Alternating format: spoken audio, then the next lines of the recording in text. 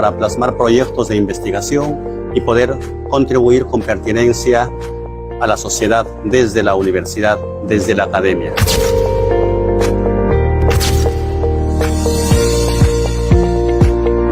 En este espacio nace el libro La tesis de posgrado, con rigor y con propósito en era de la inteligencia artificial generativa, como una guía exhaustiva, profunda y rigurosa para los estudiantes de posgrado, de maestría y doctorado. En la era de la inteligencia artificial generativa se torna fundamental investigar con ética, con responsabilidad y con propósito. Mi libro, La tesis de posgrado, con rigor y propósito en era de la inteligencia artificial, no solamente plasma años de experiencia en la docencia e investigación, sino que también revela lo que se puede hacer desde la academia para la sociedad. Colega docente, si estás pensando en solicitar tu año sabático, piensa en un tema relevante, en un tema viable, de tal manera que tu contribución sea valorada por la sociedad.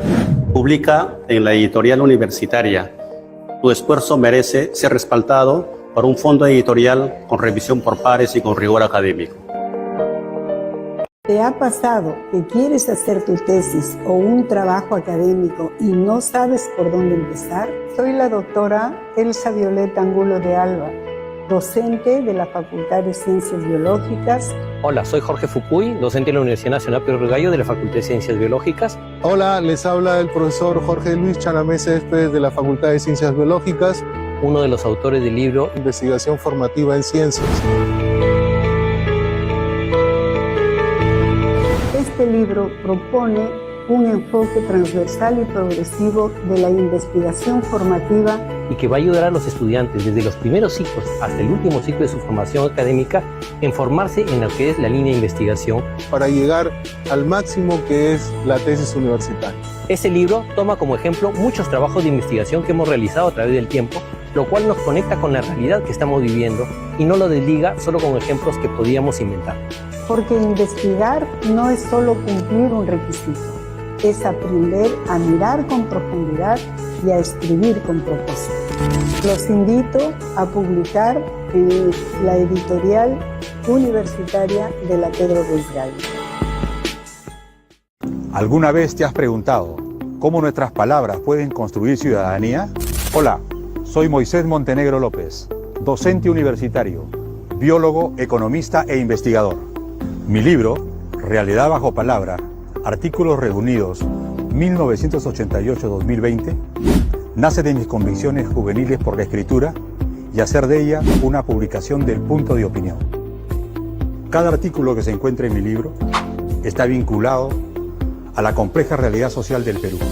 El esfuerzo que desarrollo siempre al final es la búsqueda del bien común, atendiendo a la gestión del territorio, que es una condición de ciudadanía, pero siempre bajo una visión preventiva prospectiva. Está dirigida a toda condición ciudadana, a toda persona, de cualquier condición social, política y económica. Lo importante es recrear, de manera socializante y socializadora, la diversa realidad del Perú, expresada en niveles de gobierno con énfasis en la condición ciudadana. Porque la realidad no solo se vive, también se discute, se analiza, se confronta y se sueña a través de la palabra. Realidad bajo palabra, Artículos reunidos, es una obra que lleva el sello de editorial universitaria de la Universidad Nacional Pedro Ruiz Gallo de Lambayeque. Invito a la academia regional y nacional a visitar editorial universitaria de la Universidad Nacional Pedro Ruiz Gallo de Lambayeque.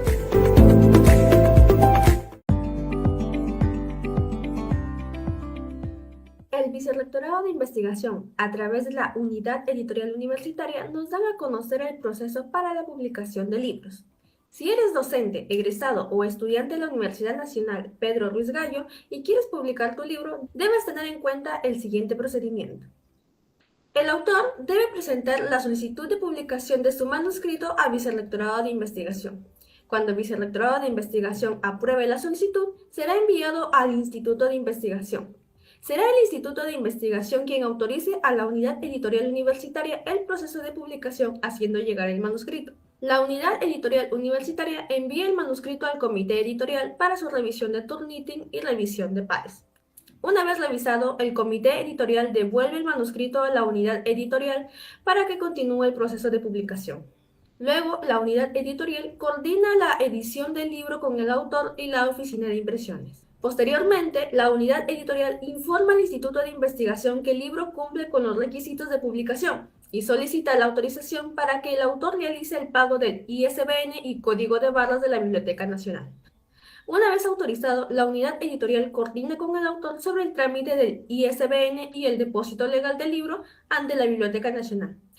Finalmente plasmados los números del depósito legal en el libro, la unidad editorial coordina con el autor para que se proceda con la impresión en caso de que el libro sea en formato físico, o subirlo al repositorio de nuestra universidad si el formato es digital.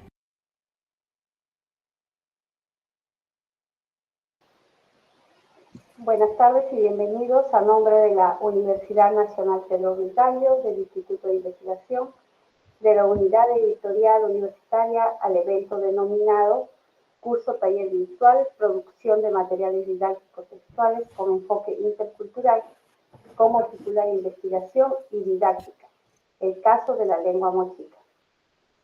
Como ustedes ya saben, estimados participantes, la unidad editorial, como parte de la organización dentro de su plan operativo, alineados con las políticas educativas de nuestra institución, programa y ejecuta eventos para poder brindar a docentes, estudiantes, egresados y a la comunidad universitaria en general diversas capacitaciones que les permita afianzar sus habilidades de comunicación y de esta manera lograr su producción textual, su producción académica. En este sentido, hoy ejecutamos este curso taller virtual para que el público presente pueda conocer acerca de una experiencia en cómo transformar su investigación en un material didáctico. Se explicará la producción textual en base a la interculturalidad, articulando investigación lingüística y enseñanza del lenguaje. Para tal fin nos acompaña hoy nuestra muy estimada la doctora Rita Eloranta. Ella es lingüista, especialista en lingüística andina, lingüística merindia, lingüística hispánica, lingüística misionera, tipología lingüística, historiografía lingüística, lingüística histórica y contacto lingüístico. Parte de sus múltiples méritos académicos vamos a citar solamente tres. Ella es evaluadora de distintas publicaciones científicas. Ella casi siempre es invitada por nuestra universidad y otras universidades como ponente en conferencias, seminarios internacionales. Ella es coordinadora en congresos en temas relacionados a la lingüística y en los últimos tiempos al mochica. Dentro de algunas publicaciones, en el 2017 ha publicado el Diccionario Etnográfico de la Costa y Sierra Norte de Perú. En el 2019, un texto sobre lingüística mochica, cuestiones etimológicas y analíticas. En el 2019 también, la ruta de intercambio Marañón-Guayaga, piedras y granos, como dispositivos de recuento. En el 2020, la nueva mochica y el desafío de revivir una lengua extinta. En el 2024, la enseñanza de la lengua mochica a partir de sus fuentes. En el 2024 también, el libro Apemuchi, cuya publicación fue realizada con nuestra editorial. Estimada Rita, te dejo en el uso de la palabra. Bienvenida. Muchísimas gracias, Karin, por esta invitación. Muchísimas gracias a todos los participantes de este evento, de este taller. En realidad, el título es el título del taller es bastante ambicioso quizás. Espero poder compartir, sobre todo con los presentes, lo que he logrado hacer en este último tiempo como resultado de la investigación que, como menciona Karin, he estado realizando con respecto de la lengua mochica, el mochic. Y bueno, en realidad, un poco difícil decir que con esta presentación y la de mañana yo pueda ayudar a crear materiales a partir de la investigación, pero creo que compartiendo sobre todo mi experiencia, pues tal vez podemos cosechar algunos o descubrir algunos puntos que quizás se comparten con todas las disciplinas. Evidentemente, imagino que entre los presentes debe haber personas de diferentes disciplinas, entonces es un poco también difícil generalizar cómo se hace esto, ¿no? Tengo una presentación en PowerPoint y quizás es más fácil conversar sobre lo que he hecho con la ayuda de estas diapositivas y espero poder tener tiempo al final de hacer una especie de ejercicio entre nosotros de justamente llevar a un lenguaje más didáctico y pedagógico un texto que quizás tiende a ser mucho más académico, ¿no? A ver, vamos a ver, entonces voy a compartir con ustedes mi PowerPoint. Un segundo aquí. Sí, y lamento que mis 2 gatos a esta hora estén completamente activos y quieren escuchar todo y se me meten a veces por la pantalla, pero bueno, es inevitable, no puedo a estas horas. Aquí es pasada la medianoche y de pronto están activos ellos. En fin, a ver, entonces, sí, acá está. Creo que ahora sí se ve un PowerPoint, ¿no? Sí, Rita. Sí, gracias. Entonces, este es el título que yo digo que es bastante ambicioso y tal vez excede lo que yo pueda compartir hoy, pero vamos a ver qué es lo que logramos hacer en esta reunión, en esta primera reunión. En primer lugar, Peña Tese, que en Mochica es bienvenidos, y después pensé que quizás algo más concreto para esta presentación podía pues cambiar un poco el título para hoy y mencionar lo que prácticamente he venido haciendo, ¿no? Esto es como el resumen de esta trayectoria que me ha llevado del estudio como lingüista a tratar de crear material pedagógico para ponerlo al servicio de la comunidad en Lambayeque, ¿no? Entonces, del archivo al aula, el camino de la investigación hacia la recuperación del Mochica, porque vamos a ver poco a poco a lo largo de esta presentación que no solamente es pues crear estos documentos o estos materiales pedagógicos, sino que además el objetivo último es contribuir con todas las personas en el norte del Perú, en este caso particular en Lambayeque, que buscan recuperar la lengua y la cultura mochica, ¿no? Entonces, para hoy he planificado un poco así la presentación. En primer lugar, voy a un poco compartir este camino de la investigación hacia la recuperación del mochica en un resumen bastante rápido. Les voy a mostrar, por ejemplo, cómo se hace un análisis lingüístico a partir de una información bastante reducida de una fuente colonial y cómo con la ayuda de la lingüística podemos llegar a conclusiones que quizás a ustedes como lambayecanos, creo que todos o al menos viven en Lambayeque, les puede interesar y que además la gramática o la estructura de una lengua nos puede ayudar a comprender cómo pudo haber estado organizada una sociedad que ahora mismo no podemos conocer a través de la lengua porque ya nadie habla el mochica, ¿no? Como lengua materna. Entonces, yo creo que esto también es bonito porque eso es, digamos, esa es la parte que me enamoró de la lengua, ¿no? Poco a poco, conociéndola cada vez más y que además me exigía dentro de mí, me generaba esta necesidad de querer luego compartir con las personas que reclaman tanto la cultura como la lengua como suyas y como herencia, ¿no? Justa y concreta y real, ¿no?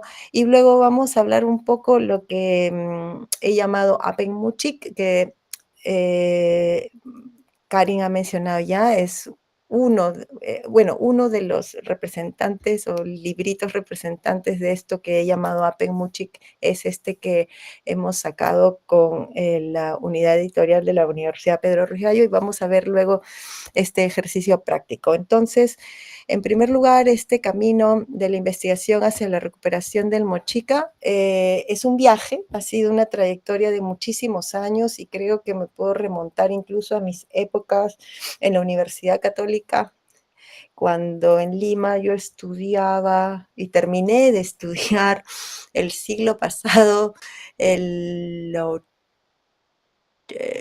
a ver, ¿cuándo terminé de estudiar? Bueno, ingresé el 93, habré terminado, sí, el 99, por ahí terminé de estudiar. Entonces ya en mis épocas de la universidad, el profesor Cerrón Palomino era quien nos invitaba a estudiar la lengua, ¿no? Y fuimos, creo que muy pocos los que decidimos, sí, vamos a hacer esto, pero les puedo mencionar que el contacto, el interés por esta lengua realmente surge desde hace muchísimos años. Creo que es casi no, es más de la mitad de mi vida en realidad, ¿no? Entonces, lo que pasa es que poco a poco quizás les voy a ir contando cómo ha sido esto, pero ya en algo mucho más formal y concreto estuve en un proyecto desde el 2013 solamente investigando el mochica, ¿no? Entonces, el resultado de este proyecto bastante específico del que formé parte en Holanda con el profesor Willem Adelaar es que tengo como resultado este libro que ustedes pueden ver aquí ahora en esta diapositiva. Entonces, en realidad, este viaje o esta trayectoria de bueno, prácticamente gran parte de mi vida dedicada al mochica, ha tenido como varios momentos en los que he logrado, digamos, metas específicas, ¿no? Una de estas metas fue este libro, que fue en realidad también mi tesis doctoral, ¿no? Pero bueno, entonces, este viaje o esta trayectoria que he tenido en contacto y en este proceso de descubrir esta lengua, pues ha tenido varias fases. He trabajado tanto en archivos coloniales en el Perú, incluso en Ecuador, porque me imagino que, no sé si saben que Ecuador también formaba parte de de esta parte norte en la época colonial, entonces había documentos que había que ir a revisar en los archivos arzobispales o en los archivos coloniales en Ecuador. Entonces he viajado mucho también buscando evidencias y información sobre el mochica o el contexto. He trabajado en archivo, he estado en el Vaticano, en la Biblioteca Vaticana, he estado en la biblioteca, en diferentes bibliotecas y archivos, en archivos alemanes, porque también me imagino que sabrán que no solamente Brüning, sino que hubo una gran cantidad de alemanes investigadores que han trabajado el mochica ya desde 1875 con Bastian, y bueno, en esas épocas también Seller, Brüning, Lehmann, Middendorf, en realidad muchísimos alemanes que han estado en contacto con la lengua. Entonces, mi trabajo de archivo es bastante extenso. Creo que no lo menciono casi nunca y creo que la gente tampoco se imagina que hacer un trabajo de investigación de la lengua no solamente implica trabajar, por ejemplo, con la gramática de Fernando de la Carrera de 1644 o 1607, el registro de Jerónimo de Orec, que también es un texto religioso, o los alemanes, sino que también implica haber tenido que visitar muchísimos archivos más, ¿no?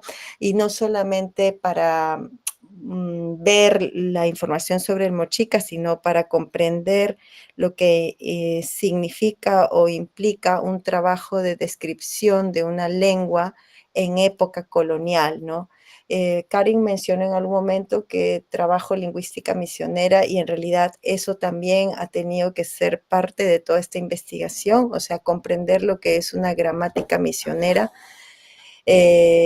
las estructuras o cómo se escribía, o tratar de entender el lenguaje, el metalenguaje de un misionero del siglo XVII, del siglo XVI, del siglo XVIII, para poder entender qué es lo que se nos está transmitiendo en este tipo de documento, ¿no? Ha sido, por eso digo, un proceso bastante largo, una trayectoria bastante larga, que ha tenido como diferentes metas logradas. Pero bueno, entonces este trabajo de investigación de la lengua también ha tenido que ser combinado con esto que menciono aquí, estudios tipológicos. ¿Y qué quiere decir esto?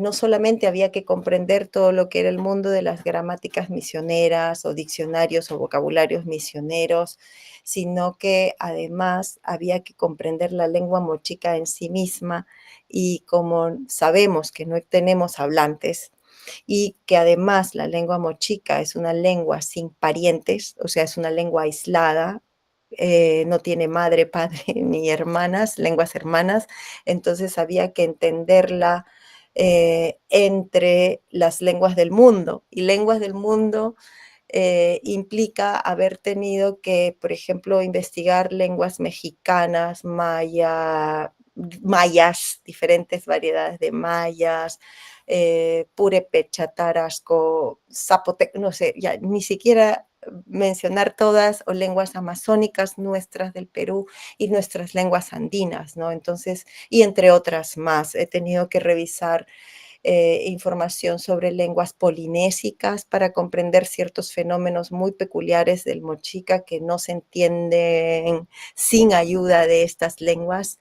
He tenido pues que leer sobre lenguas del mundo, y eso es lo que es un estudio tipológico, ¿no? Tratar de situar y comprender esta lengua dentro del gran conjunto de lenguas a nivel mundo, ¿no?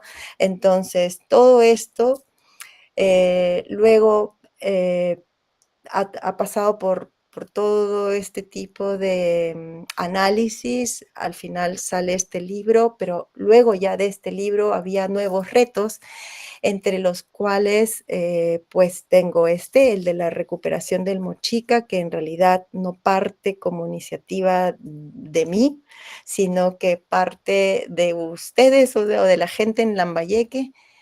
Y gracias además a diferentes iniciativas que pronto iré mencionando en Lambayeque a través de la Universidad Pedro Ruiz Gallo, es que pude ir tratando de transmitir esta información que ya venía yo acumulando sobre la lengua. Y creo que todo se ha dado como muchas cosas en la vida, a través de ensayo, prueba, fallo, que trataba yo de quizás transmitir muchas veces todo este conocimiento como lingüista, sí tratando de bajarlo como para los no lingüistas, pero creo que nunca, a menos que los participantes fueran lingüistas, yo sentía que no llegaba a como, no llegaba en el modo que quería llegar a todos, ¿no? Entonces, todo esto ha sido un proceso, y poco a poco he tratado de ver cómo transmitir esto, y eso es lo que les voy a contar. Entonces, aquí, esta imagen mía, como pueden ver, me gusta mucho, la hizo una niña de Úcupe este año que visité Úcupe con este librito Apen Muchik, y me gusta mucho porque ese día de verdad estaba vestida como me dibujó, y creo que además esta imagen me va a acompañar en muchas presentaciones, ¿no? Bueno, como les mencionaba, en realidad la lengua mochica, para mí, para el estudio de la lengua mochica, la gramática, el arte de la lengua yunga de Fernando de la Carrera de 1644 es en realidad la fuente principal por diferentes motivos, pero el mayor o el más importante, creo yo, es que es la única gramática de la lengua, mientras que la lengua estaba en toda su vitalidad y fortaleza, y bueno, que es además esta gramática la única que ha sobrevivido hasta nuestros días, ¿no? Porque al parecer, por información colonial, no solamente existía una gramática del mochica, debe haber habido más, pero están perdidas y al menos hasta ahora no sé si de verdad se puedan encontrar. Siempre se encuentran cosas en archivos por ahí, en archivos personales, privados, en archivos de alguna universidad, qué sé yo, pero al menos por ahora esta es la única sobreviviente y es la que quizás es más completa. No quizás, definitivamente es la más completa. Pero sin embargo, nuestro conocimiento es limitado porque solo tenemos esta gramática colonial, tenemos evidentemente información de la época republicana a través de los alemanes que fueron recolectando vocabulario e información sobre la lengua, pero también esa información es limitada, ¿no? Incluyendo, por ejemplo, Brüning, que pasó gran parte de su vida en Etten. No se puede decir que tampoco encontrara una lengua sumamente vital, ¿no? Y esto se prueba simplemente con, por ejemplo, el vocabulario o el diccionario que él tiene, el manuscrito, ¿no? Porque quizás ustedes han tenido entre sus manos la edición de José Antonio Salas, que parece ser un diccionario así bastante bien logrado. Sí, es un diccionario bastante bien logrado, pero también cuando uno ve el manuscrito, las libretas de Brüning, ve cómo en realidad Brüning se enfrenta a una lengua que ya no tiene esa vitalidad. Por ejemplo, ¿no? Como ejemplo, Brüning tiene listas, ¿no? Dice, imagínense, ahora no creo que no dice zanahoria, pero imagínense que dice zanahoria, camote, no sé, diferentes campos semánticos, diferentes grupos de palabras y tiene una lista grande y solo logra rellenar algunas palabras. ¿Eso qué quiere? A pesar de la cantidad de años que Brüning vivió en Etten, no pudo nunca llenar esas listas que él consideraba básicas, ¿no? Como por ejemplo, no sé, objetos de la vida cotidiana, verbos que a él le parecían importantes o palabras relacionadas con alimentos, frutas, flores, animales, etcétera. Entonces, como podrán ver en esa evidencia clara, ni Brüning ni ninguno de estos alemanes en realidad se enfrentó a una lengua muy vital, ¿no? Ya estaba en un proceso de ir desapareciendo. Por eso voy a hacer siempre un poco el énfasis en que la gramática de Fernando de la Carrera es la que es más completa. Pero bueno, Milton Marayá y Tafur, ahora lo menciono porque gracias a Milton es que toda esta investigación un poco abstracta, un poco muy lingüística, esta vez eso fue poco a poco llegando a Lambayeque. Organizamos o él organizaba estos talleres de formación en la lengua y poco a poco creo que todos estos talleres que se vinieron dando durante varios años fueron los que me ayudaron también a ir dándole forma a toda esta información de manera que sea transmitible de otra manera y no simplemente como lingüista, ¿no? Porque nosotros los lingüistas, como se podrán imaginar, como todas las disciplinas, tenemos una jerga específica, una manera de definir o de describir ciertos fenómenos y nosotros nos entendemos, ¿no? Pero luego tratar de dar a conocer o dar a entender todo esto es un reto, ¿no? Pero entonces en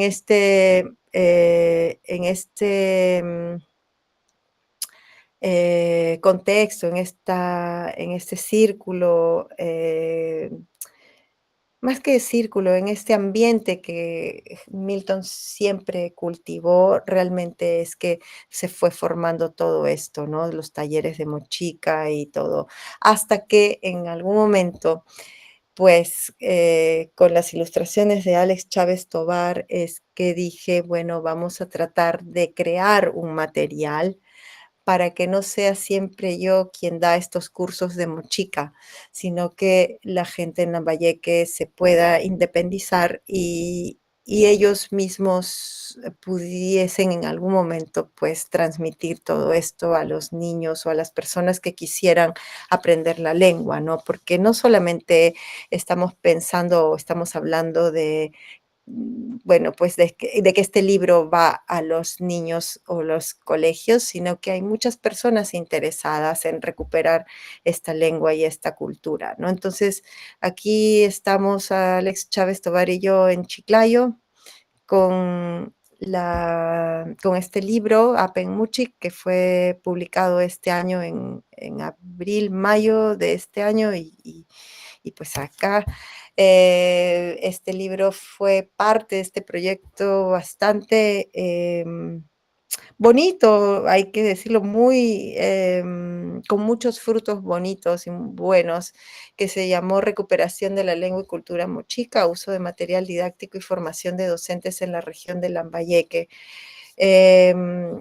Sandro Alvarado Barrenechea, en realidad nos apoyó muchísimo. Milton, como siempre, multifacético y coordinando con todo.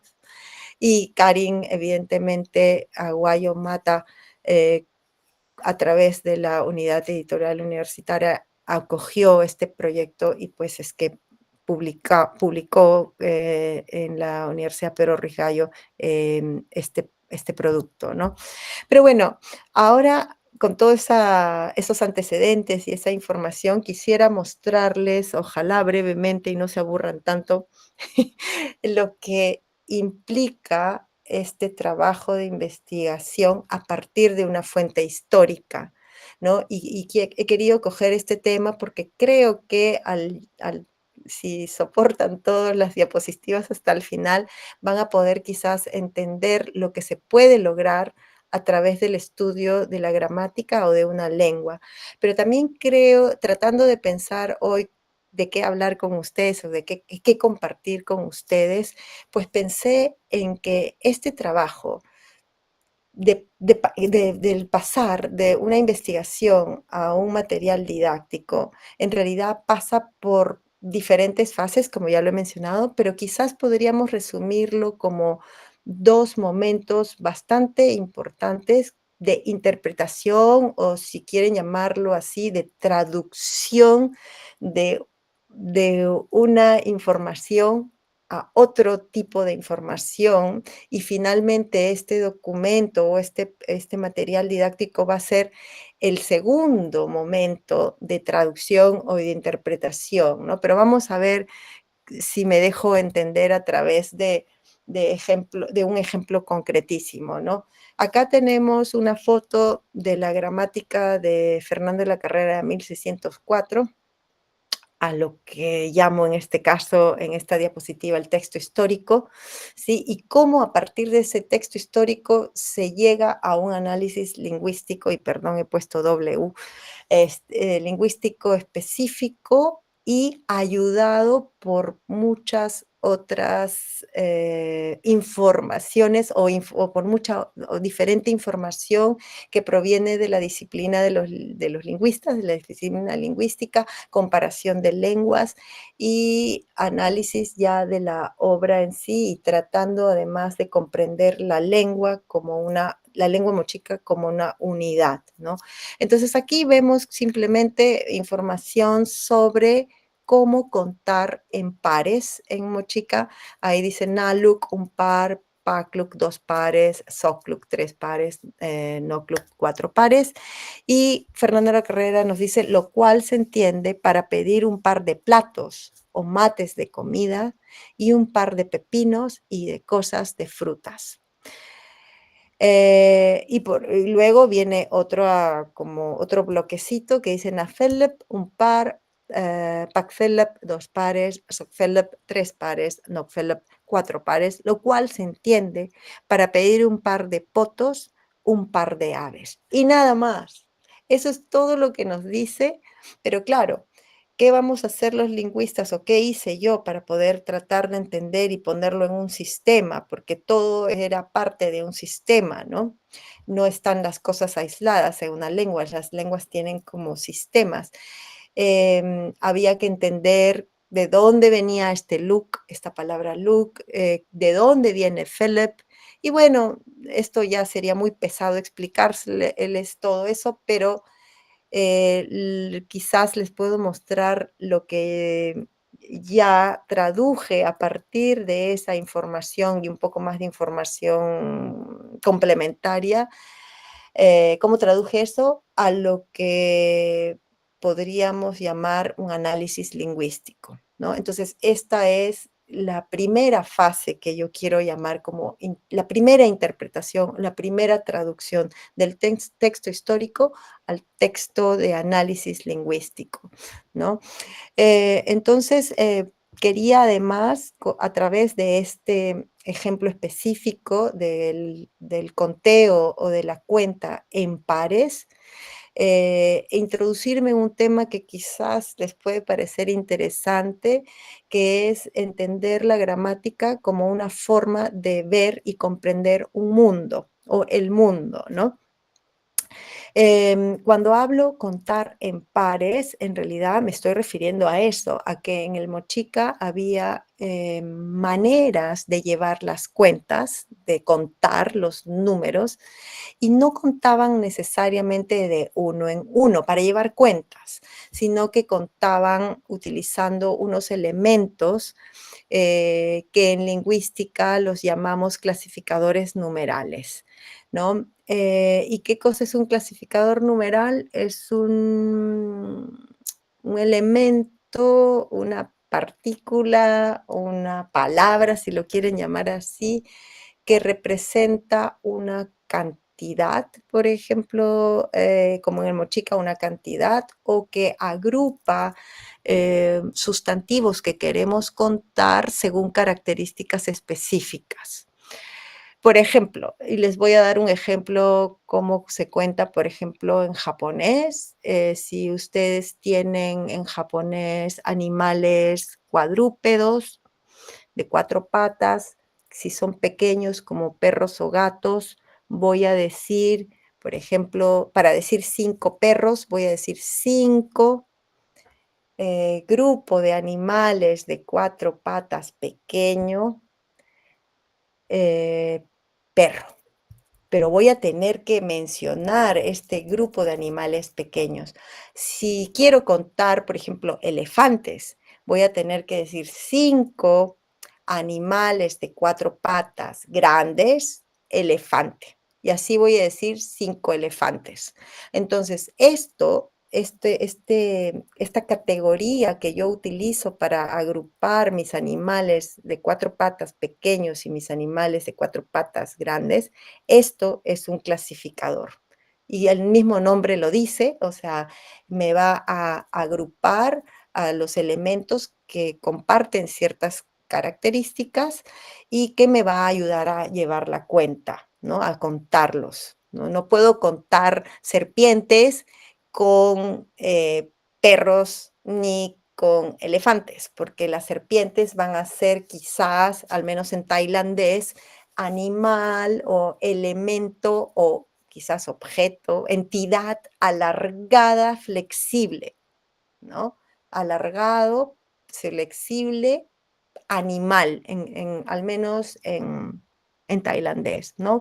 Entonces, cada lengua va a tener esta manera de agrupar, no todas las lenguas, en español no contamos así, ¿no? Pero hay lenguas en el mundo que utiliza esta estrategia para agrupar a las palabras que quiere contar, ¿no? A los elementos, a las entidades que quiere contar. Entonces, el Mochica tiene esa peculiaridad y vamos a ver que estos elementos, como los clasificadores numerales del Mochica, nos van a servir para acceder a una manera particular de ver y comprender y ordenar el mundo Mochica, el mundo mochicablante, ¿no?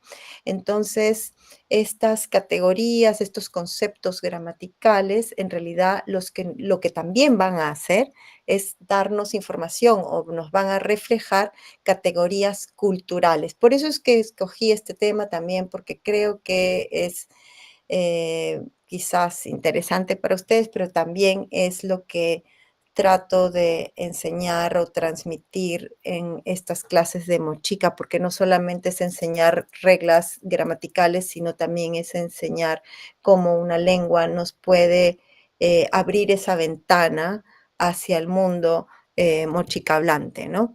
Entonces, bueno, esto es lo que ya les acabo de explicar, ¿no? ¿Qué cosa es un clasificador? Agrupa los nombres según su forma, su función, su animacidad o ciertas propiedades culturales, común en muchas lenguas, en algunas, ¿no? En el tailandés, como les expliqué, en el chino mandarín, en el japonés y en varias lenguas amazónicas. Entonces, esto ya los mencioné también, explica cómo una comunidad mira, observa el mundo, cómo organiza su universo.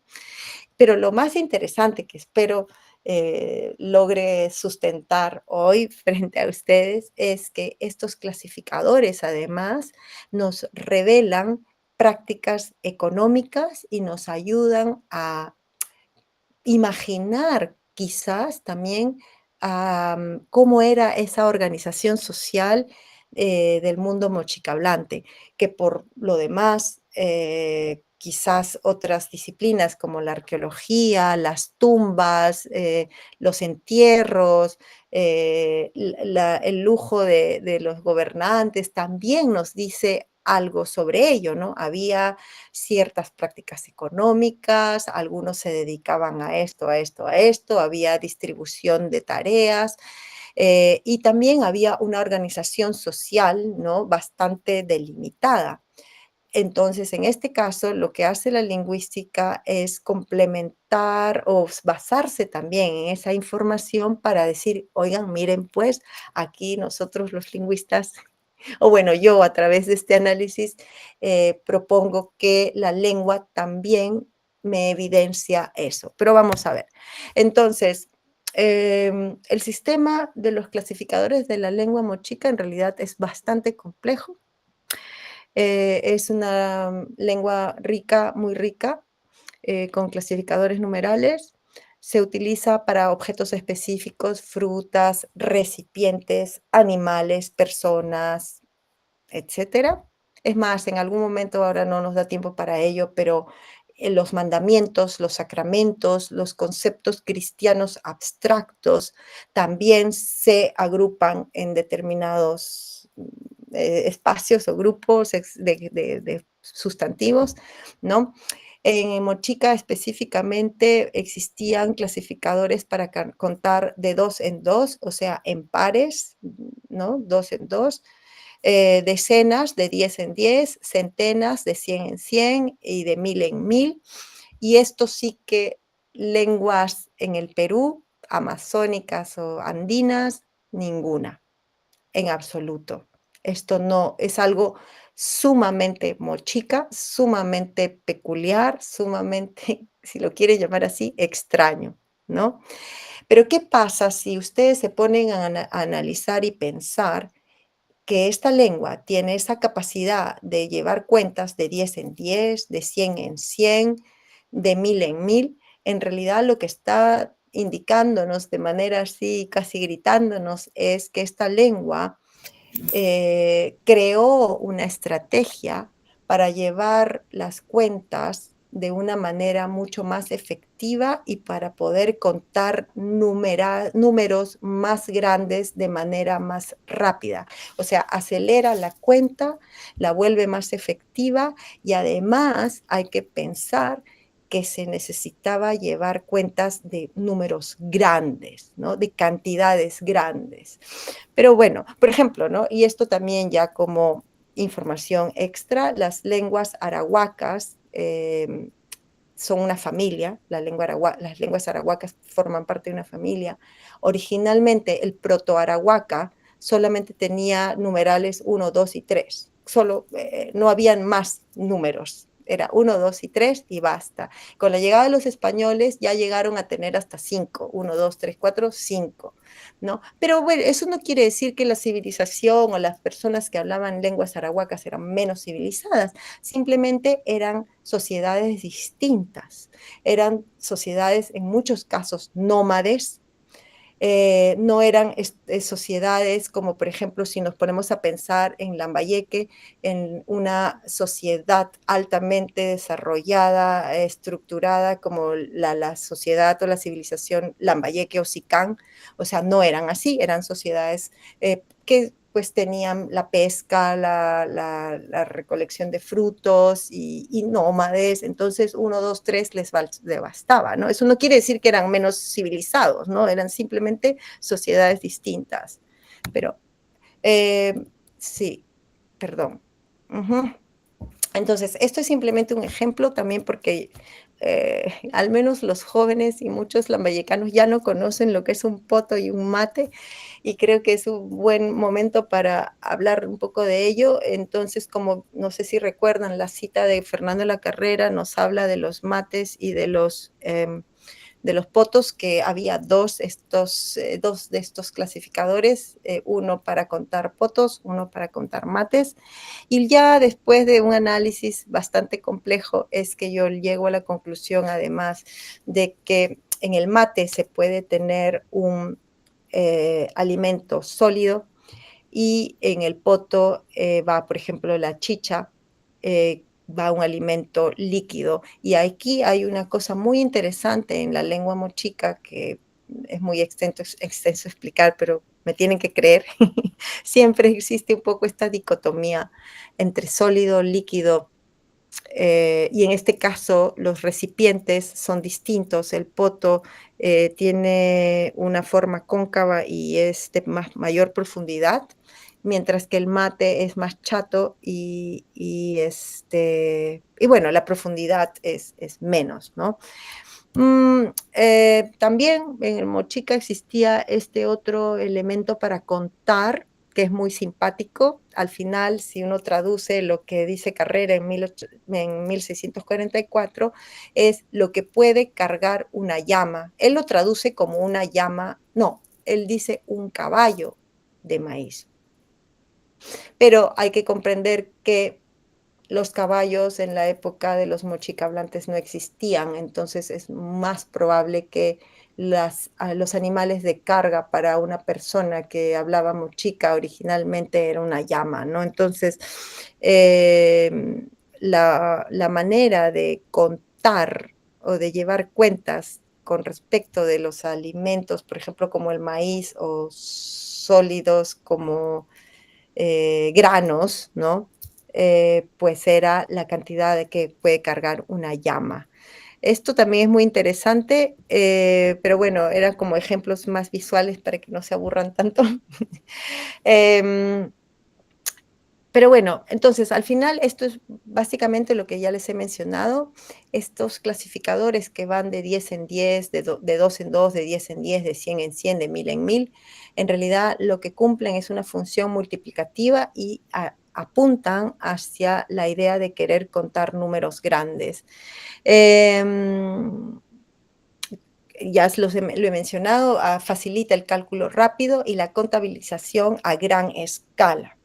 Y esto, no solamente porque se me ocurrió y me lo inventé, sino porque en análisis concretos de lenguas polinésicas también se da este fenómeno y se ha comprobado que en cuanto más compleja es la sociedad y cuanto más, por ejemplo, producción, hablemos de Polinesia, cocos, cuanto más cocos hay que contar, pues necesitaban este tipo de manera de contar más efectiva, ¿no? Que ya no contaban de coco en coco, sino contaban, por ejemplo, de 20 en 20 o de 100 en 100, ¿no? Entonces, lo que sugiere esta estrategia desarrollada por la lengua es que esta complejidad se debe seguramente a que la sociedad que hablaba esta lengua tenía necesidades administrativas y económicas que les urgía pues tener una estrategia para llevar cuentas más allá del intercambio local, ¿no? O sea, no solamente era para su propio consumo, sino que seguramente había un intercambio o trueque, ¿no? Si nos ponemos a pensar en la sociedad lambayeque o la civilización lambayeque o Sican, no sé qué nombre prefieran utilizar, en realidad la sociedad o la civilización Sican o lambayeque en realidad fue poderosa, centralizada, sistemas complejos, ¿no? Agricultura, centros ceremoniales, centros complejos de irrigación. Había que distribuir trabajo, bienes, recursos, y por eso era muy probable que esta estrategia pues resultó como una herramienta para llevar a cabo todo este conteo, ¿no? Bueno, esto sí es como especulativo, pero tiene un asidero, al menos en otras sociedades con lenguas que tienen esta misma estrategia, pues que este sistema en realidad respondía a quizás prácticas administrativas complejas, ¿no? Entonces, creo que se puede llegar a decir que la lengua o el análisis a partir de esta fuente histórica que es Fernando de la Correra y con toda esta información extra de los lingüistas, cómo analizamos las cosas, pues podemos llegar a decir que la lengua también es una evidencia histórica de todo de este mundo lambayeque, ¿no? El sistema mochica al final lo que nos ofrece es una evidencia lingüística de esta complejidad económica, política de Sican o Lambayeque, complementa, como les dije ya hace un rato, los registros o los análisis o las propuestas de los arqueólogos y de las fuentes etnohistóricas, ¿no? Y aunque el mochica ya no se habla y no tenemos gente que nos pueda confirmar, su gramática registrada en 1644 de alguna manera nos da esa información y conserva estas huellas de estas estructuras complejas, ¿no? Y en realidad esto es simplemente un ejemplo, les puedo dar muchos más ejemplos que a partir de la lengua uno puede entender la sociedad mochica hablante, ¿no? Entonces, como conclusión de lo que hace o lo que yo hice como lingüista para entender el mochica, pues podríamos decir que la gramática del mochica al final es esta ventana que nos permite ver cómo la persona mochica hablante o el mundo mochica hablante organizaba su mundo, ¿no? Como pueden ver entonces en este punto 2 de la presentación, lo que he tratado de hacer es más o menos resumirles o transmitirles ese trabajo de interpretación o de traducción de lo que es la fuente histórica hacia lo que es un análisis lingüístico. Pero como obviamente se podrán dar cuenta, esto, transmitirlo a los niños o a los docentes que están interesados en transmitir la lengua es demasiado pesado, porque creo que a veces solamente algunos pueden estar más interesados en todo este proceso, pero definitivamente creo que queda claro que si hay un material pedagógico simplificado o que trata de llegar a otro tipo de público, pues lo que sí tiene es un respaldo que se basa en una investigación que he tratado de hacer sólida, ¿no?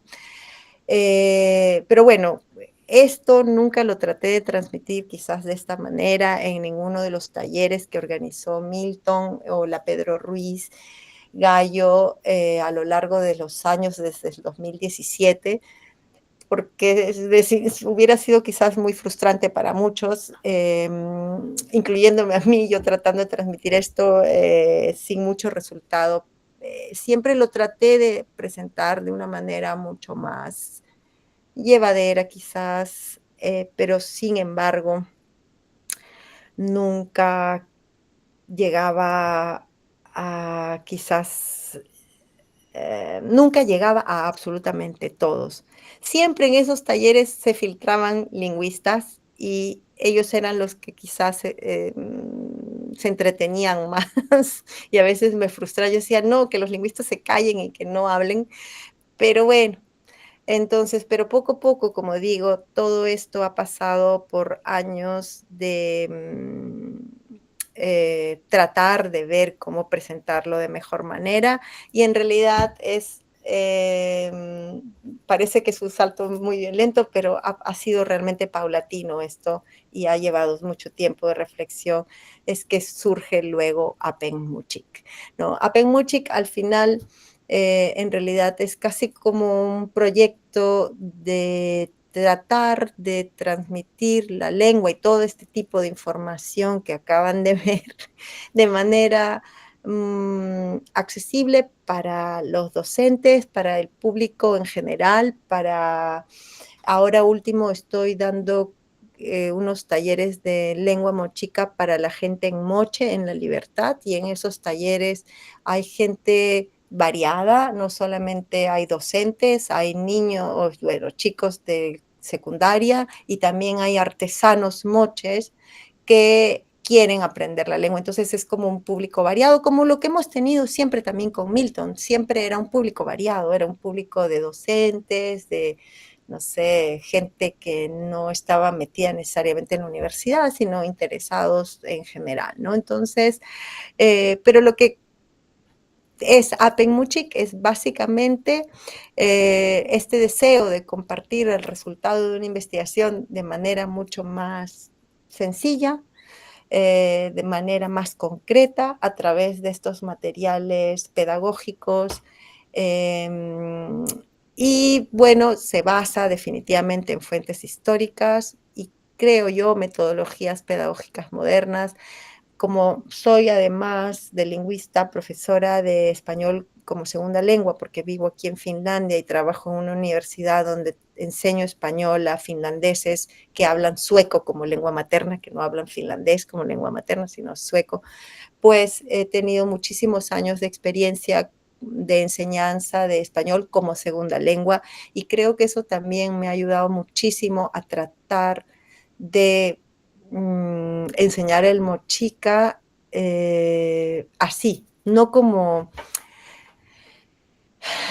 a veces nos enseñan el inglés, porque a veces en el Perú yo me acuerdo que no es que era en mi época, ¿no? Porque ahora ya las cosas han cambiado, o sea, no nos enseñaban quizás de la manera óptima.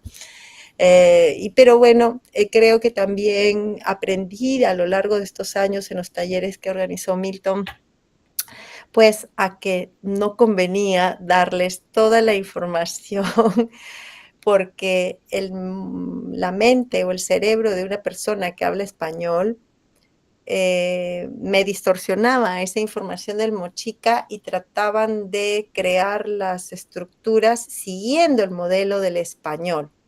Entonces, lo que yo he tratado de hacer con Apen-Muchik es enseñar más que nada el mochica a partir del mochica mismo y ya no darles todo lo que ellos quisieran recibir desde el inicio porque no les ayuda a construir de manera gramatical y correcta porque se dejan influenciar por su cerebro que habla español, ¿no?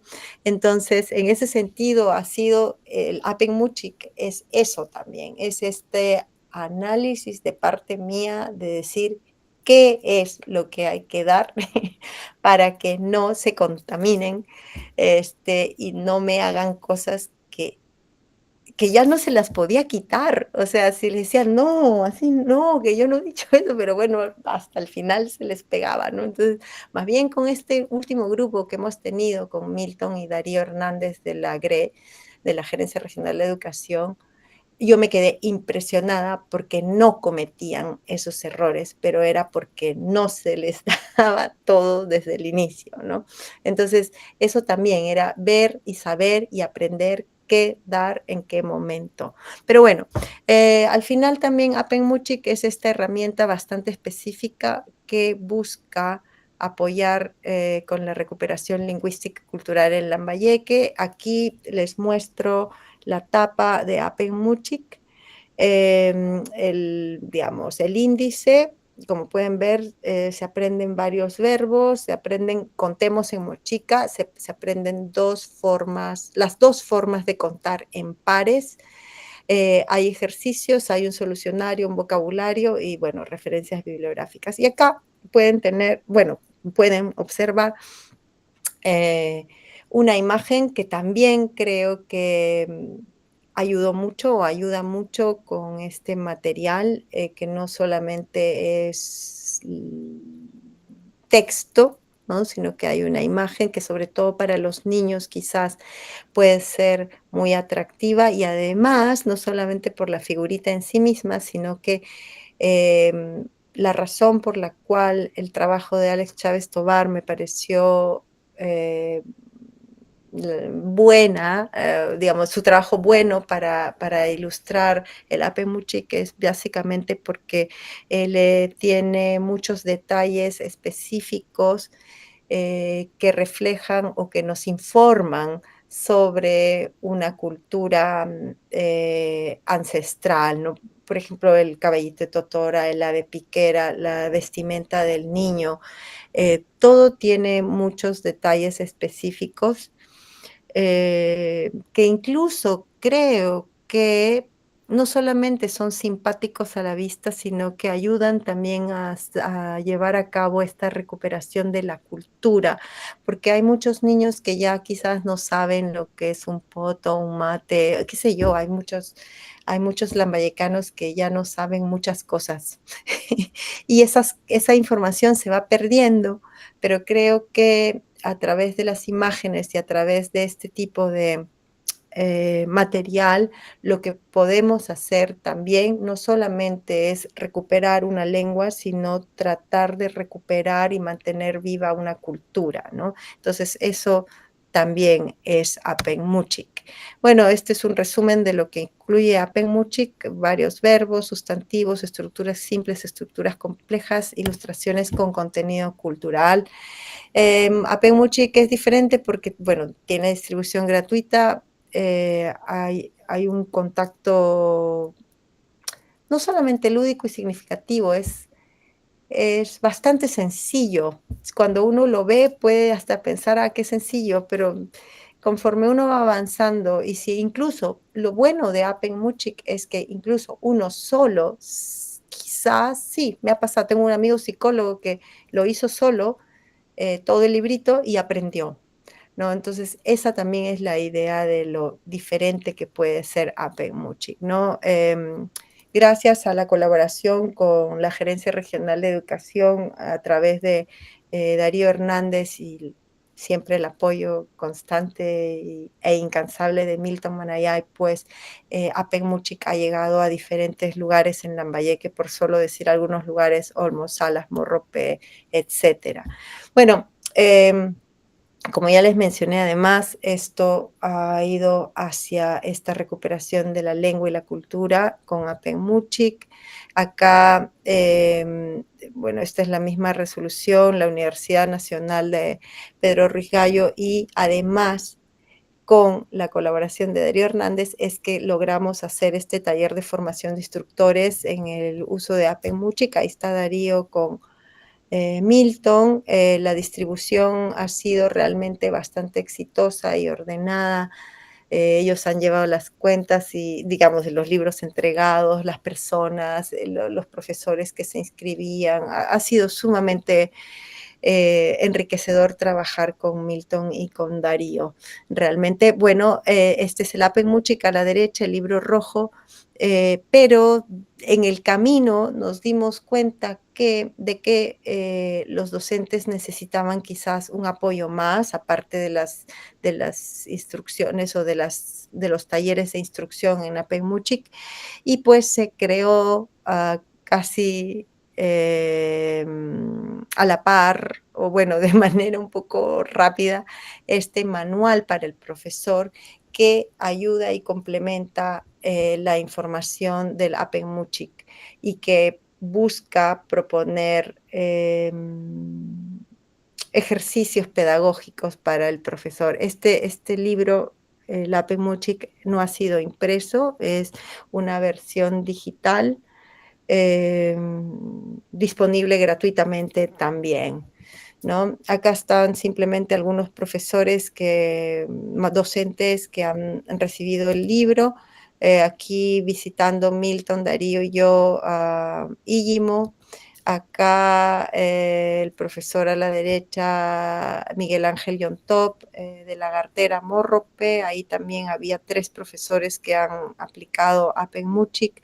A la izquierda, Lubizat Calambroyo en la institución educativa Nicolás Latorre. En general, muchísimos casos y ejemplos, ¿no? Pero ahora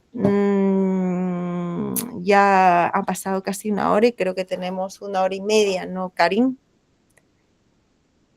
Sí, No sé, me estimada dicen. Brenda.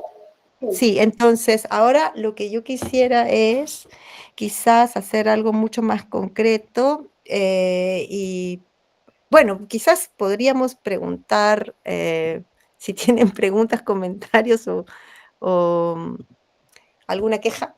Si estaba todo claro, porque no ha habido preguntas mientras que explicaba incluso cosas complejas, porque tengo como media hora o que he pensado en hacer un ejercicio, darles un texto del manual para el profesor, que en realidad al final tiene la forma de un texto académico algo aburrido, y la idea sería, dentro de lo práctico, tratar de, bueno, que todos lo lean, ¿no? Independientemente unos minutos, porque no es muy extenso, y quizás conversar cómo podríamos transmitir ese contenido, ¿no? De manera más, pues, accesible, práctica, pedagógica, y que no se quede como en este bloque muy académico denso. Eso forma parte del manual y evidentemente yo tengo una actividad específica creada para ese texto, pero creo que podríamos hacer eso como un ejercicio práctico. No sé si tienen alguna pregunta antes de continuar con ello. Puedo quizás compartir, no sé si aquí puedo mandar el texto que quiero compartir con ustedes. Creo que no. Karin, te lo puedo mandar a ti y tú lo puedes mandar. Sí, claro que sí. Sí, es simplemente una cara y para que lo puedan leer y quizás podemos conversar sobre ello, cómo creen que... Además es un tema que les puede gustar porque justamente es sobre quiénes hablaban Mochica y creo que puede ser útil para todos esa información. A ver, ¿dónde está? Acá está. Sí.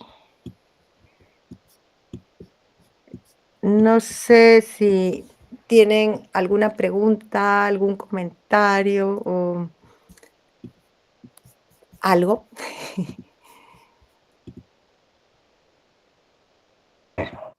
Hola, buenas. Sí. Buenas. Hola, soy María René, que también docente de la universidad. Mira, Ujú, yo tengo sangre mochica, soy de una familia ancestral de origen montefano y ujú. la pregunta que quería hacer era, ¿por qué Eten fue el último reducto donde se hablaba la lengua muchí? Yo recuerdo haber Mm, conocido personas de niños de ujú. Eten que hablaban muchí. Su Sí, forma de hablar, pero lo que me una interesó, entonación, ¿no? Y una pronunciación distinta. Es sí, más, hay registros de Bruning que yo tengo, eso lo quisiera publicar alguna vez y lo haré con ustedes en la Universidad Pedro Rigallo. Tengo los manuscritos claro, de relatos escritos por Bruning en que él trata de imitar esta manera de hablar de los etenanos.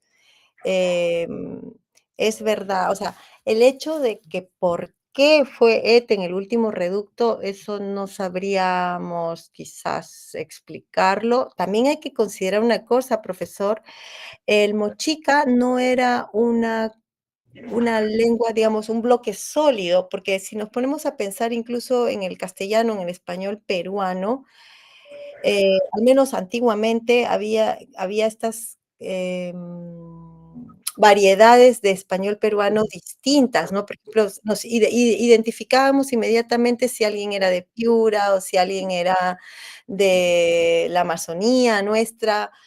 ¿Por qué? Porque había acentos, palabras, diferentes maneras de hablar este castellano. El mismo mochica, en realidad, la lengua mochica, también tiene que haber tenido todas estas variedades, la variedad etenana, la variedad de reque, que es la descrita por Fernando La Carrera. O sea, yo siempre hago también, al menos entre los lingüistas lo menciono mucho, o sea, la variedad del mochica que conocemos a través de Fernando La Carrera es la variedad de reque. No sabemos cómo era la variedad del Lambayeque pueblo, ¿no? Sí, puede haber sido que había una palabra que quizás no era igual, o que la pronunciación no era exactamente igual. Eso también hay que considerarlo.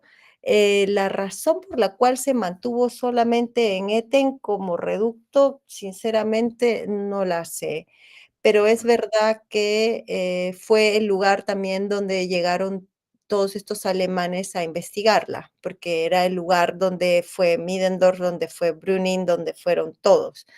Em, la razón, no lo sé. Y es verdad que Monsefú y bueno, muchísimos lugares en Lambayeque, inclusive en La Libertad, muchísimos lugares hablaban mochica, o sea, no era una cosa exclusiva de Eten, ¿no? De verdad que no lo sé, profesor, o sea, creo que no hay una explicación clara por qué. No Gracias, creo que gracias. haya sido algo no creo que haya sido algo como aislado, porque, a Eten llegó incluso el ferrocarril, ¿no? Y había o sea, no es que era un lugar como remoto donde se pudieron que refugiar, ¿no? Sino que al contrario, al contrario. Claro, gracias, gracias. Más bien Gracias, también profesor.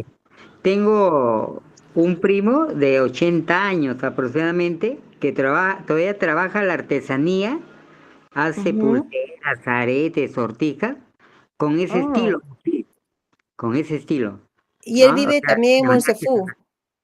vive en Monsefú, ya está alejado ya no vive en la ciudad, vive, ¿no? Adentro, en un lugar que él se ha logrado realizar y vive fuera de la ciudad ya, ¿no? Pero Mm, conserva esa forma artesanal de cómo hacer ujú, esas joyas, ¿no? Y la pregunta también iba por ahí, ¿por qué Lambayeque, en todo caso ujú. Zipaquirá, son las mejores culturas que supieron elaborar esta forma de oro, plata que se han encontrado? O sea, el por qué, ¿no? O sea, ¿por qué fueron más allá de todas las culturas, otras culturas peruanas? Claro, eso también es una de las cosas misteriosas, en el sentido más no más en el sentido, en preguntas incluso más allá del Perú. Si uno piensa en las culturas y civilizaciones mesoamericanas, incluso hay que ponernos a pensar mayas, aztecas, etcétera, altamente desarrollados. Ninguna civilización en Mesoamérica desarrolló la metalurgia, solamente hubo un grupo, que son los tarascos o los purépechas, que lo hicieron y llegaron a hacer aleaciones, como también lo hicieron en el norte, en el Lambayeque, y lo interesante es que ya, como le digo, más allá de los lugares específicos, los científicos, los arqueólogos y nosotros los lingüistas también nos preguntamos, ¿hubo alguna conexión, por ejemplo, entre estos purépechas y nosotros, los del sur, o sea, no Mesoamérica y los Andes? Porque esas son son como desarrollos tecnológicos bastante específicos. ¿Por qué se dio ese desarrollo? ¿Cómo se dio ese desarrollo? Si vino de algún otro lado, no creo que haya venido del norte hacia el sur necesariamente, me refiero a que no fue necesariamente esta civilización mesoamericana que quizás le dio esa información al sur, más bien la idea es que quizás el sur les ayudó a los del norte, o si en algún momento quizás estuvieron o formaban parte de un solo grupo. Eso es hasta ahora, profesor, uno de los misterios que muchas disciplinas tratan de descifrar. Y ese fue el proyecto en el que participé justamente para llegar a mi tesis doctoral. El proyecto era muy ambicioso, pero era tratar de comprender el pasado de Mesoamérica y los Andes antes del contacto con los españoles. Pero lamentablemente hay que decir que hasta ahora no se sabe más de lo que sabemos. Ya saben además, hace un mes y medio, Chiara Barbieri, esta genetista, estuvo con Paul Hegarty en Chiclayo. Hay estudios de genetistas, de arqueólogos, de lingüistas, pero son cosas que en 4 o 5 años de investigación, por ejemplo, yo en Holanda, logramos algunas cosas, pero explicar tenemos que trabajar, y esta es una invitación a trabajar en equipos interdisciplinarios, no solamente los arqueólogos solos, no solamente los historiadores solos, sino todos los posibles interesados en comprender esto, ¿no? O sea, es más complejo y mucho más interesante quizás de lo que simplemente a veces podemos imaginar o reducir a lo que es, por ejemplo, solo Lambayeque, ¿no? Si solamente nos ponemos a pensar en las lenguas de América del Sur, lo extraño, por qué hay tantas, etcétera, ya entramos en mundos que tenemos que descubrir y que quizás moriremos si no habremos descubierto todo. Pero habrá tareas para los que nos siguen, para los que nos suceden. Sí, Gracias, doctora. Gracias, muy amable. sí, Gracias. Maestra Rita, doctora, ¿me permite? sí, sí, profesor. Buenas, soy el maestro Enger. ¿Qué tal? Eh, Mucho gusto. ¿Cómo está? Maestra, usted ha dicho dos cosas puntuales, ¿no? Uno es la pronunciación del Muchik, en la Ujú, que, por ejemplo, los tonos, nosotros lo que estamos tratando de hacer es un poco de, tal vez, hablar el Muchik, pero quizás con una tonalidad castellanizada incluso, ¿no? sí, sí, lo Y sé. porque no tenemos las tonalidades Muchik oriundas, ¿no? Y yo me preguntaba, así como usted, y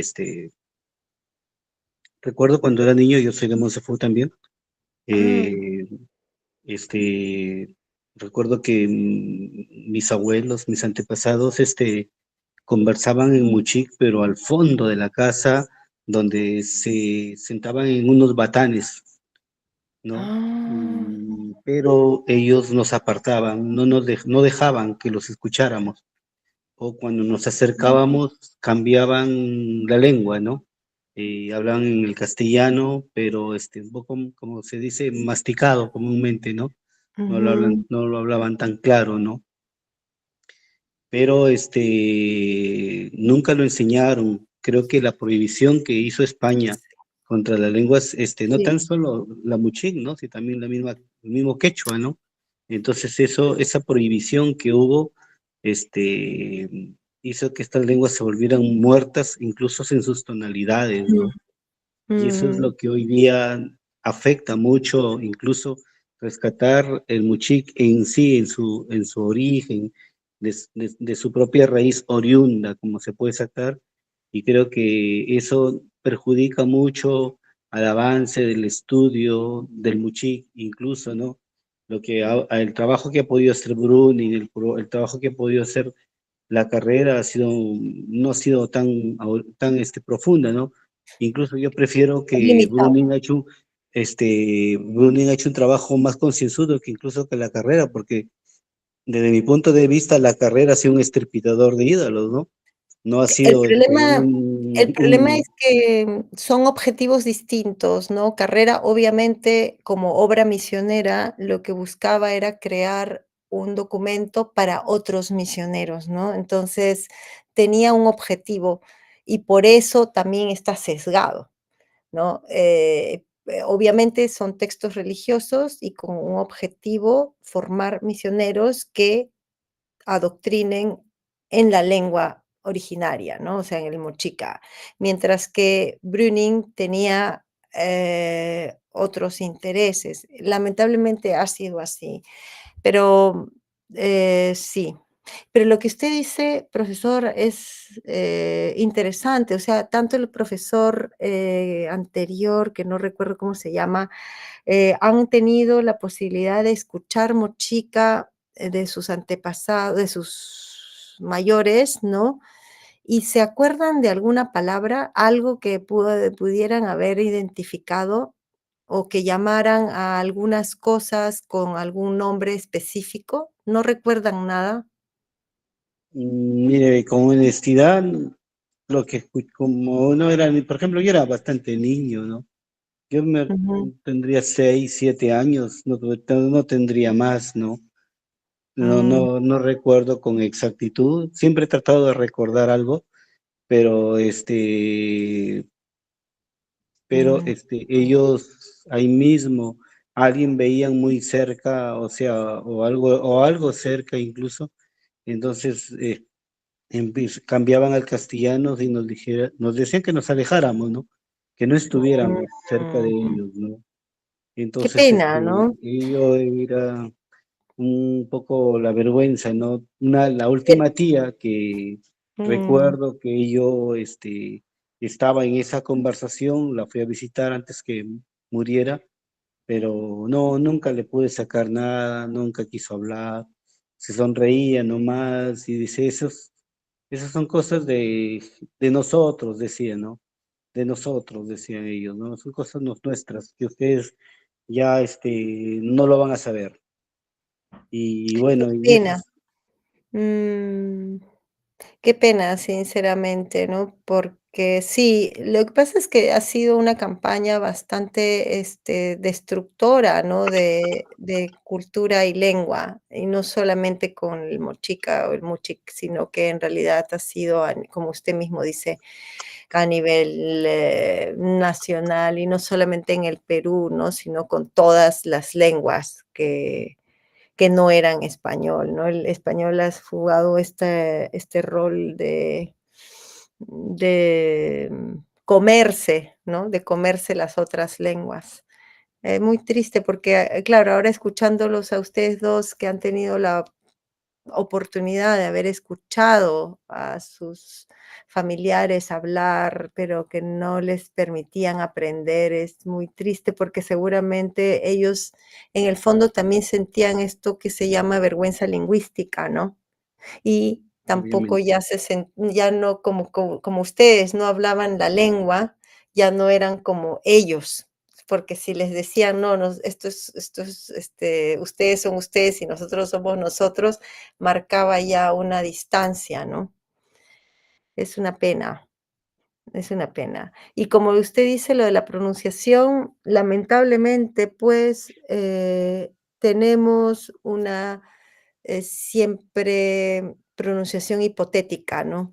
No podemos estar segurísimos de cómo se pronunciaba.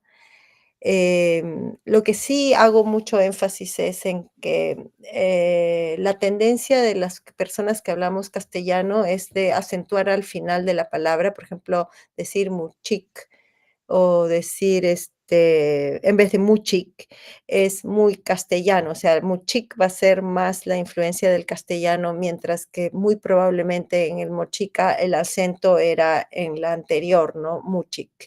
O sea, ese tipo de cosas sí podríamos al menos corregirlas o tratar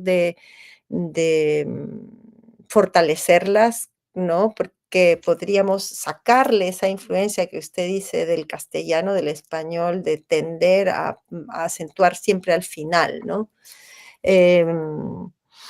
Pero bueno, entre otras, ¿no? Entre otras cosas más. Una de las cosas que también podemos hacer es tratar de respetar las estructuras de la lengua, de la gramática, y ver y decir estas estructuras que se han estado fomentando hasta ahora en Lambayeque tienen una estructura del castellano, porque eh, esto es un fenómeno normal, o sea, y creo que lo he mencionado en otras presentaciones, el hebreo también es una lengua que sufrió, digamos, el mismo destino que el mochica, se dejó de hablar. Pero ¿qué pasa? Ustedes saben que ahora el hebreo se habla, pero el hebreo que se habla actualmente es un hebreo resucitado, revivido, que fue reconstruido y revivido por personas que hablaban lenguas como el alemán. Entonces, este nuevo hebreo, que ahora ya es la lengua de Israel, en realidad lleva como mucha influencia del alemán y de estas otras lenguas que hablaban los que resucitaron la lengua. Entonces, lo que ha estado pasando en Lambayeque y en La Libertad durante casi 30 años en estos esfuerzos de recuperar la lengua, es que las personas que hablan, pues, castellano, han dejado filtrar su castellano, su lengua materna, que es el castellano o el español, y han revivido un mochica castellanizado, ¿no? Yo no me quiero dar de purista y decir, qué mal, porque es lo que se ha dado. Pero si queremos realmente ir a lo más mochica o a lo más original, habría pues que desterrar esta influencia tan fuerte del español, incluso en la construcción de las estructuras que ahora priman en Lambayeque, ¿no? Y a veces puede ser que caigo mal, porque digo, no quiero decir que están mal. Lo que yo quiero decir es que se puede hacer un esfuerzo consciente, conociendo la gramática del mochica, por respetar más lo que quizás la lengua fue en su origen, ¿no? Incluyendo la información que tiene Brüning en su diccionario, o sea, porque el trabajo de Brüning no es solamente un vocabulario o un diccionario. Si uno analiza las entradas léxicas de Brüning, uno también puede descubrir estructuras gramaticales. Pero ahí pues viene el trabajo del lingüista o de la persona que quiere investigar eso. Lo he dicho en varios talleres, en realidad eso sería una tesis de maestría, una tesis doctoral fantástica para aquel que quiera trabajar eso, ¿no? Pero a pesar de que lo ando promocionando, nadie quiere hacerlo. Habrá que hacerlo, pues, habrá que hacerlo. Lo tendremos que hacer, pero eso sí es importante considerarlo y hay que quizás tratar de ir a eso más original de la lengua. Y sí se puede, porque tenemos la información necesaria para lograrlo, ¿no? Entonces, sí, pero bueno, no sé si hay alguna otra Maestra, pregunta. le digo una, o sea, claro, lo que usted dice es algo cierto, ¿no? Gramaticalmente sí se puede, ¿no? Porque hay información tanto de la carrera como de Bruning, ¿no? Hay una información, pero también, eh, tengo algo de duda, ¿cuánto lo que hizo de la carrera, sobre Ujú. todo, tiene algún sesgo La desde el punto de gramática vista no. gramatical? No, No, no, no, no, no, no. No, la gramática no, o sea, lo que es sesgo es quizás las en la palabras parte fonética. utilizadas o la parte fonética, yo creo, la parte de la información de los sonidos, él trata de describirlos. Lo mismo trató de hacer Brüning y lo mismo trató de hacer Middendorf.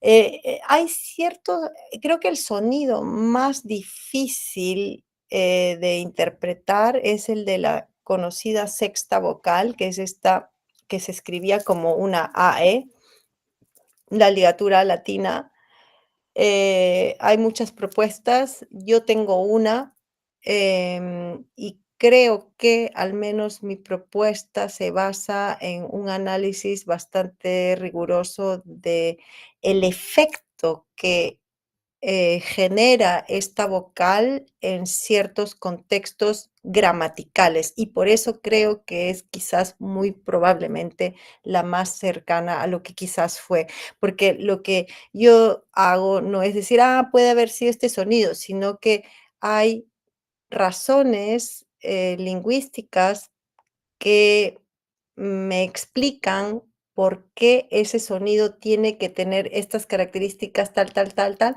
para poder desencadenar un fenómeno específico en las palabras, ¿no? Entonces, eso es lo que yo hago, ese análisis hago yo. Obviamente, hasta ahora en Lambayeque se ha propuesto un sonido específico, yo propongo otro, pero como digo, al final, como todo son propuestas y son hipótesis, pues hay que fundamentar por qué se propuso ese sonido antes. Hasta ahora no ha habido nunca una explicación científica de por qué ese sonido se propuso, simplemente se propuso, ¿no? Yo tengo un fundamento bastante claro por qué propongo otro sonido. Pero bueno, esto son Entonces, cosas... sería bueno entonces Sí. acordar ya más bien con los que poco venimos hablando o intentamos rescatar el Muchi, Ujú. reunirse para que la propuesta se unifique y sea una sola y no ir por ahí, ir confundiéndonos cada vez más, ¿no? Claro, eso siempre, yo creo que eso es lo que con Milton, el profesor Milton Manayay, hemos tratado de hacer, hemos tratado de unir incluso la libertad y muchos de la libertad ahora están unidos a Lambayeque, cosa que antes no se daba.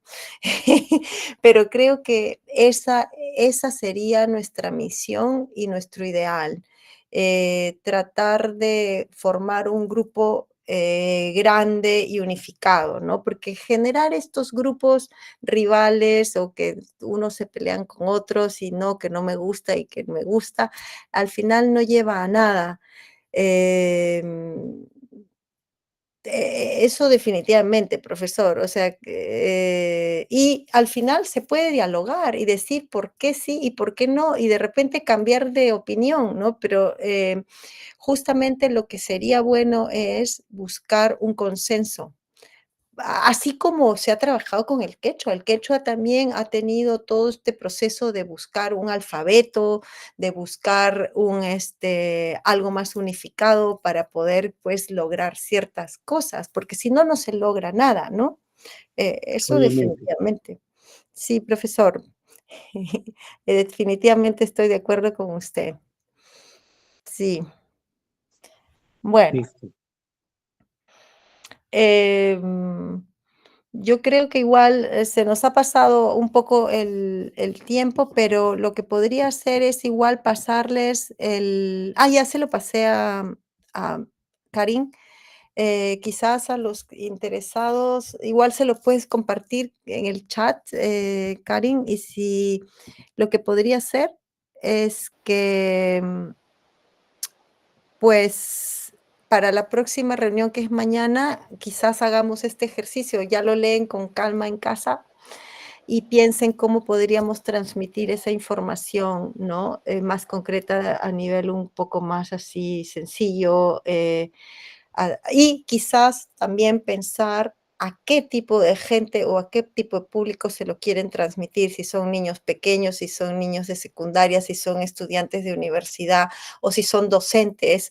Entonces, quizás esa sería como la tarea o el ejercicio práctico que para mañana, los que asistan mañana, después de haber ejercido hoy, pues compartan un poco cuál es el grupo objetivo de cada quien o de los que quieran compartir y cómo transmitirían esa información. Ujú. Antes de responder algunas preguntas del chat, Karin, ¿puedes mandar ese documento al chat o cómo se puede compartir? Ya está en el chat, Rita. Ya está en el chat, como yo no lo veo. Ya, link de Ahí lectura, ya lo vi, sí, sí, sí. está. Sí. Ujú. Con respecto a la pregunta de Anel Pérez, lo que yo puedo hacer para mañana es quizás dentro de las diapositivas escribir y hacer el análisis de por qué al menos algunos de los saludos que se utilizan actualmente tienen ciertos problemitas y por qué propongo unas cosas un poco más similares, pero que están basadas más en evidencias de palabras registradas. Eso lo puedo hacer bastante claro quizás siguiendo estos de los saludos de los distintos momentos del día. Para expresar gratitud, eso también aquí hay muchos problemas porque en toda la región de Lambayeque creo la gente ha estado utilizando una manera de agradecer que considero que también puedo explicar mañana y que por qué creo que no es la mejor. Pero eso de chisoer, ¿cómo es? ¿Cómo dicen? ¿Cómo se utiliza en Lambayeque? Creo que dicen chisoer, gracias, ¿no? Lo sacan en realidad de la información de Fernando de la Carrera y en realidad lo que se está utilizando es la palabra para la gracia divina. E incluso originalmente la palabra, eso lo puedo explicar mañana, la palabra chisoer ni siquiera responde a la estructura de la gramática del mochica, porque en el último de los casos pudo haber sido chiser y no oer, ¿no? Oer fue una errata de Villarreal o de una de las ediciones posteriores de Fernando de la Carrera, porque no se podía escribir la AE, esta letrita rara. Entonces, en las ediciones posteriores no originales de 1644, pues aparece una OE, pero esa forma OE en ningún momento del mochica ha existido. Ni siquiera Middendorf ni Brüning ponen OER para nada. Es A con puntitos, AE o lo que sea, pero nunca OE. Entonces, si ustedes desean, en realidad, mañana les puedo explicar mejor esto y yo sé que muchos me van a odiar por esto, porque es algo ya como emblemático que se utiliza en Lambayeque, pero hay muy buena manera de fundamentar que eso ni siquiera existe en la lengua. O sea, es algo que ha salido y que se ha usado y que, bueno, pues no tiene mucho fundamento.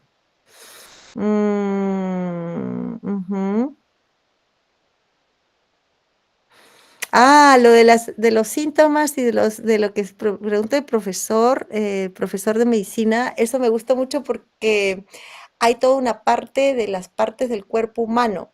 La fiebre, y la palabra fiebre se parece o es prácticamente la misma a la palabra para serpiente. Y esto es interesante porque yo me he puesto a pensar por qué es tan semejante. Y es muy probable porque de repente el momento en que la culebra, la serpiente te mordía, pues te provocaba la fiebre o algo debe haber estado relacionado. Hay cosas muy interesantes en realidad con respecto a las partes del cuerpo, profesor, y la medicina. Tanto como enfermedades, quizás no hay registros. Brüning tiene información sobre cosas como la diarrea, ciertas cosas como... Hay mucha información sobre estar encinta, dar a luz, no sé, incluso líquidos humanos, ¿no? Como saliva, sudor, semen. Y esto es muy interesante porque el profesor Capuñay, que habló del extirpador de idolatrías, obviamente los misioneros, como tenían la obligación de confesar y los pecados relacionados con los pecados contra la pureza y el adulterio y todas estas cosas eran los más interesantes, pues en la parte de la confesión, hay cosas como tener relaciones, no sé, pues incluso con animales. Esto para los que estudian medicina, estas cosas son muy interesantes. Y por otro lado, ya comparando con otras gramáticas misioneras y confesionarios misioneros de lenguas, por ejemplo, filipinas, hay casos muy interesantes en este nivel. Como les digo, el pecado relacionado con contra la pureza, o los que iban contra la pureza y la castidad y todo esto son interesantes porque además nos dejan información sobre quizás ciertas prácticas que se daban, ¿no? Por ejemplo, relaciones sexuales con animales, pero también cosas como le preguntan en lenguas filipinas si habían tenido algún tipo de relación sexual con no sé, con tipo de orificios como la oreja. Yo no entiendo eso muy bien, pero cosas así que uno dice, ah, mire, pues estas personas, estos sacerdotes en realidad preguntaban de todo porque tenían la misión de confesar. Bueno, profesor Capuñal, por ejemplo, sí, es verdad, la extirpación de idolatrías, todo lo demás, pero también ese tipo de práctica nos da información que de otra manera no nos hubiéramos enterado quizás, ¿no? Es muy, muy interesante en realidad analizar todo este tipo de material y no solamente centrarnos en lo que era el mochica, ¿no? O sea, digamos, la gramática del mochica, el confesionario del mochica o la doctrina cristiana del mochica, sino verlas también como dentro de este conjunto de materiales que existió en las colonias diversas, por ejemplo, en México, en Filipinas, todas las colonias españolas, ¿no? Tenían de diferentes lenguas, de diferentes realidades, ¿no? Eso es muy, muy interesante en realidad. Pero sí, con respecto de las enfermedades también hay muchas cosas interesantes. Acá tengo una amiga mía peruana que es genetista y que justamente está estudiando lo de las momias y las enfermedades y los virus. Me imagino que arqueólogos o genetistas o qué sé yo en Lambayeque estarán haciendo lo propio, espero, para informarnos a los demás. No lo sé, no lo sé, pero este tipo de evento me gusta mucho porque no son solamente docentes de lengua y literatura, no solamente son personas que hacen cosas similares a las que hago yo, sino que este mundo medio interdisciplinario creo que nos puede nutrir mucho más para poder tener un mayor entendimiento y conocimiento de lo que era la civilización en el norte peruano, ¿no? Específicamente en Lambayeque. Esto es muy bonito, creo yo. Espero que ustedes también se entusiasmen de la misma manera, pero sí, me parece bonito el grupo. Pero bueno, entonces estamos bien, ¿no, Karin, con la hora también, creo?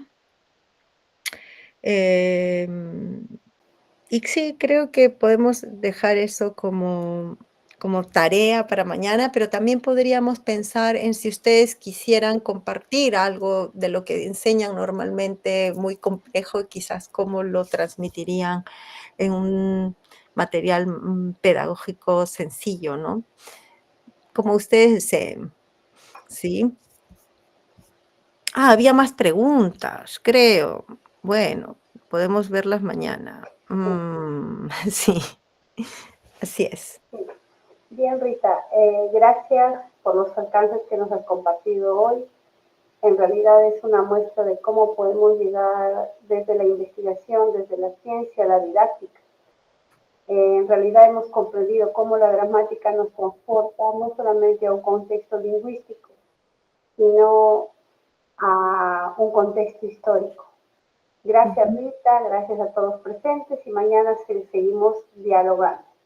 Sí, muchas gracias. Hasta mañana. Hasta mañana. Gracias. Muchas gracias a todos.